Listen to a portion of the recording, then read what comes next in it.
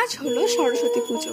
প্রথমে বাড়ির পুজো সেরে সবাই অঞ্জলি দিয়ে হই হই করে হাসি ঠাট্টা করে পুজোটা শেষ করে তারপর মনে করলাম এবার বেরোনো যাক। আমি আর রাহুল বাইরে বেরিয়ে পাড়ার কয়েকটা ঠাকুর দেখে খাওয়া দাওয়া করে বাড়ি ফিরে গেছিলাম, কারণ রাত্রির বেলা প্ল্যান ছিল টালা প্রত্যয়ের ঠাকুর দেখবো আর কলকাতার যতগুলো ভালো ভালো ঠাকুর রয়েছে সব দেখতে যাব।